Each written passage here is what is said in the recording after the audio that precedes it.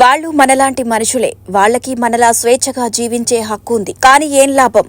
మనలా వాళ్ళు స్వేచ్ఛగా తిరగలేరు, కావలసినట్టు బతకలేరు. ఒక్కోసారి వారికి కనీసం తినడానికి ఆహారం కూడా ఉండదు, కనీసం బ్రతికే పరిస్థితులు కూడా ఉండవు. ఎప్పుడు ఎటువైపు నుంచి ప్రమాదం వస్తుందో అని ప్రాణాలను పిడికిట్లో పెట్టుకుని బతుకుతూ ఉంటారు. అయితే ఇది మనకు పరిచయం ఉన్న రెండు దేశాలకు సంబంధించిన కథ. ప్రస్తుతం యుద్ధం పేరిట ప్రపంచాన్ని ఆందోళనకు గురి చేస్తున్న కథనం. మూడు మతాలు, రెండు దేశాలు, ఒక ప్రదేశం గురించి మతాలకు అతీతంగా కొన్ని వేల సామాన్య ప్రజల ప్రాణాలు గాల్లో కలిసిపోతున్న వైనం. ఇంతసేపు మీరు విన్నదంతా ఇజ్రాయెల్ పాలస్తీనా యుద్ధం గురించి. ఇంకాస్త వివరంగా ఈ యుద్ధాన్ని, ప్రస్తుతం అక్కడి పరిస్థితులను తెలుసుకునేందుకు మీకోసం స్పెషల్ స్టోరీ. ఒక ప్రదేశంలో ఎన్నో తరాలుగా కొందరు నివసిస్తూ ఉండేవారు. వాళ్ళు ఒకానొక పరిస్థితిలో తప్ప ఆ ప్రాంతాన్ని వదిలి వేరే దేశాలకు వలస వెళ్లాల్సి వచ్చి వెళ్లేవారు. ఆ తరువాత కొన్నేళ్లకు ఇదే ప్రాంతానికి వేరే జన సమూహం వచ్చి నివాసం ఏర్పరచుకున్నారు. కొన్ని తరాలుగా ఆ ప్రాంతానికి అలవాటు పడి అక్కడి స్థానికులుగా మారిపోయారు. అయితే ఇంతకు ముందు ఇక్కడ ఉండి వలస వెళ్లిన వాళ్లు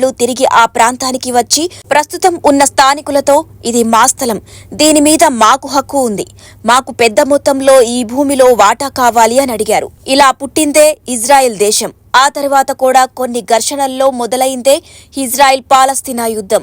అది ఇప్పటికీ సాగుతూనే ఉంది. ఒకప్పుడు అది కేవలం పాలస్తీనా మాత్రమే. అందులో ప్రపంచంలో చాలా మతాలకు పవిత్రమైన పుణ్యక్షేత్రమైన జెరూసలేం నగరం ఉంది. ప్రస్తుతం ఇజ్రాయెల్ పాలస్తీనా యుద్ధం జరగడానికి ఈ నగరమే కారణం. ఈ నగరంలో ఉన్న అల్ అక్సా మసీదును కాపాడుకోవడమే యుద్ధానికి మూల కారణమని పాలస్తీనా మిలిటెంట్లు చెప్పుకుంటున్నారు. ఎందుకంటే ప్రపంచంలోని ముస్లింలకు మక్కా మసీద్ తర్వాత అంతటి పవిత్రమైన స్థలం ఇదే. మహమ్మద్ ప్రవక్త మక్కా నుంచి జెరూసలేం వచ్చి అక్కడి నుంచే స్వర్గానికి వెళ్లాడని ఇస్లాం గ్రంథాలు చెబుతున్నాయి. అయితే ఈ మసీదు యొక్క ఫోటోను మనం పరిశీలించినట్లయితే కాంపౌండ్ వాల్లోని వెస్టర్న్ వాల్ ను యూదులు పవిత్ర స్థలంగా భావిస్తారు. ఒకప్పుడు యూదులు ఇక్కడే నివాసం ఉంటున్న కాలంలో ఈ ప్రదేశంలో రెండు ప్రధాన ఆలయాలు ఉండేవి. అవి దండయాత్రలో ధ్వంసం అవటం వల్ల తరచూ దండయాత్రలు జరగటం, వాళ్లు యూదులు మొదటగా ఈ ప్రాంతాన్ని వదిలి ఇతర దేశాలకు వలస వెళ్లారు. అయితే ఇతర యూరోపియన్ దేశాల్లో ఉన్న క్రిస్టియానిటీ బలానికి యూదులు వివక్షకు గురి అవుతూనే ఉన్నారు. ఇస్లాం, క్రిస్టియానిటీ వంటి మతాల కంటే 4000 సంవత్సరాల ప్రాచీనమైన యూదుల మతమే జుడాయిజం. అయితే వీరికి సొంతంగా ఒక దేశం ఉండకపోవటం వల్లనే వీరికంటూ హక్కులు లేవు అని భావించి వీరు పాలస్తీనా వచ్చి, ఇది మా ప్రదేశం, మాకు ఇక్కడ హక్కులు ఉన్నాయి, భాగం కావాలి అని అడిగాయి. ఇలా 1948లో యూదు దేశం ఇజ్రాయిల్ ఏర్పడింది.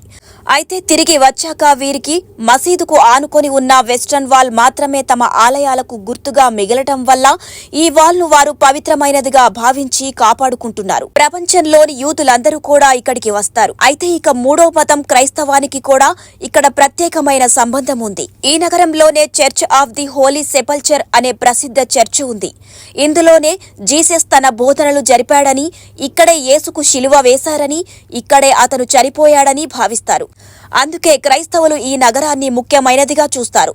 ఇలా 3 మతాల సంబంధిత ప్రార్థనా మందిరాలు ఈ నగరంలో ఉన్నాయి. అయితే చరిత్ర చూస్తే మొదట పాలస్తీనాలో యూదులే ఉన్నారు, అంటే జుడాయిజం ఉంది. ఎందుకంటే పూర్వం ఈ ప్రదేశం పేరు జుడాయి. ప్రస్తుతం మనం ఇజ్రాయిల్ గా చెప్పుకుంటున్నది వీళ్లే అన్నమాట. అందుకే కాలక్రమంలో ఇక్కడ ఏర్పడ్డ పాలస్తీనా ముస్లింలను ఒప్పించి పాలస్తీనాలో వాటాగా కొంత భాగాన్ని ఇజ్రాయిల్ గా ఏర్పాటు చేశారు. వాళ్ల వాటా, వాళ్ల హక్కు వారికి వచ్చాయి అని సాఫీగా ఉండకుండా ఇజ్రాయిల్ దేశం క్రమంగా పాలస్తీనా భూభాగాన్ని ఆక్రమించటం మొదలుపెట్టింది. ప్రస్తుతం పాలస్తీనా కేవలం గజా స్ట్రిప్, ఇంకా కొంత భాగం వెస్ట్ బ్యాంక్ గా మాత్రమే మిగిలింది. మొత్తం భూమి ఇజ్రాయిల్ ఆక్రమిత భాగంగా ఇజ్రాయిల్ సెటిల్డ్ భూమిగా ఉంది. జెరూసలేం నగరం మాత్రం ఇద్దరికి కాకుండా ఇంటర్నేషనల్ చేతుల్లో ఉంది.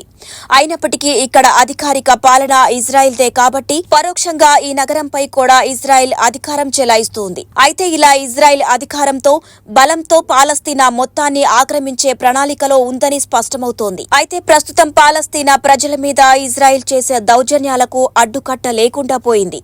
ఇలా రెండు దేశాలు, రెండు సంస్థలుగా ఏర్పడ్డాయి. ఒకటి హమాస్, ఇది పాలస్తీనా సంబంధిత సంస్థ. మరొకటి ఫతేహ్, ఇది ఇజ్రాయెల్ సంబంధిత సంస్థ.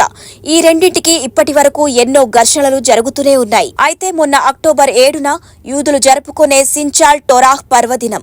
తమ పవిత్ర గ్రంథం టోరాహ్ చదువుతున్న సమయంలో, అంటే ఉదయం 6 గంటలకు పాలస్తీనా సంబంధిత సంస్థ హమాస్ ఇజ్రాయెల్ పై ఆకాశం నుంచి, సముద్రం నుంచి రాకెట్లు, ఆయుధాల ద్వారా బాంబుల వర్షం కురిపించింది. దీని ముఖ్య ఉద్దేశం అల్ అక్సా మసీదును కాపాడుకోవడమే అని పేర్కొంది.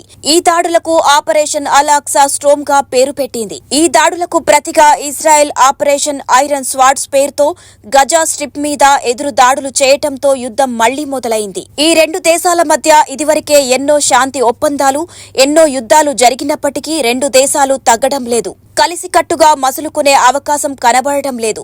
శాంతి కోసం కలలుగంటూ ఎంతో మంది సామాన్య ప్రజలు ఆ రెండు దేశాల్లో ఉంటూ నిస్సహాయంగా మారణహోమం చూస్తున్నారు. స్వేచ్ఛ కోసం యుద్ధం సరైన మార్గమేనా?